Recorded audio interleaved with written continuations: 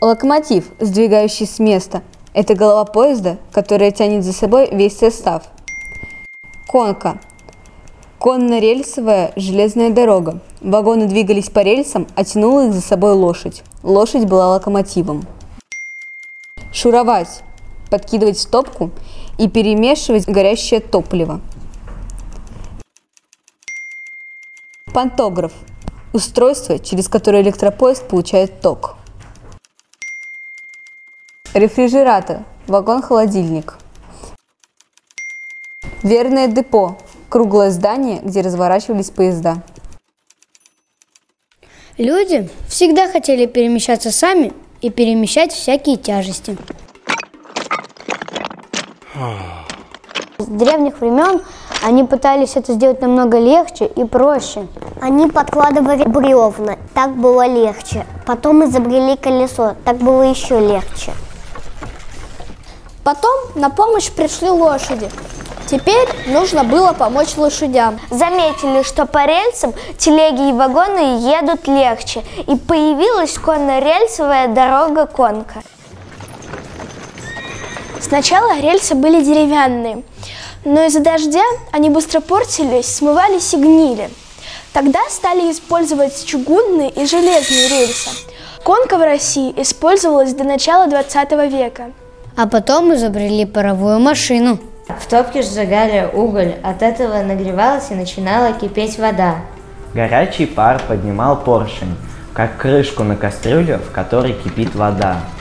А поршень приводил в движение механизм, который вращал колесо. И появились паровозы. Первый паровоз в России сделали братья Ефим и Мирон Черепановы. Паровоз пыхтит, свистит, выпускает клубы пара, а из трубы идет дым. Это горит уголь в топке.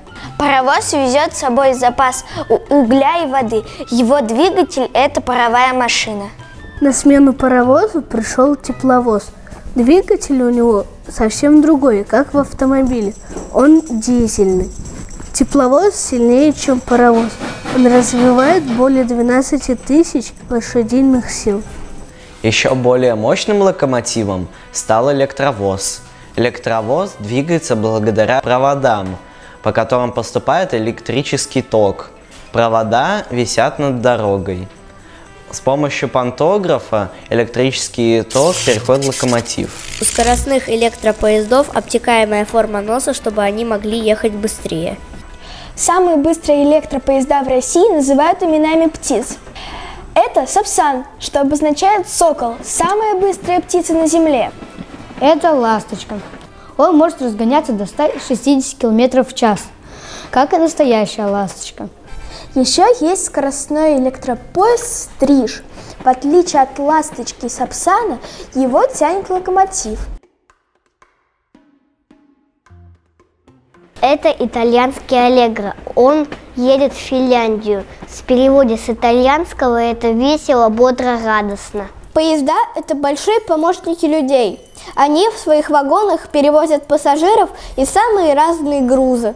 Вагоны бывают пассажирские, двухэтажные, вагоны-рестораны, Санитарные вагоны, где могут лечить. Рефрижераторы для перевозки скоропортящихся продуктов. Полувагоны без крыши для сыпучих и других грузов, которым не страшен дождь. Цистерны для перевозки жидкостей. Вагоны-лесовозы для перевозки леса. Им тоже не нужна крыша. почтовые, Вагоны-платформы для перевозки военной техники. Вагоны-автомобилевозы. Верное депо.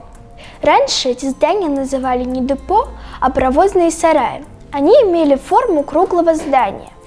В центре здания находился поворотный круг, который позволял локомотиву развернуться к нужному составу.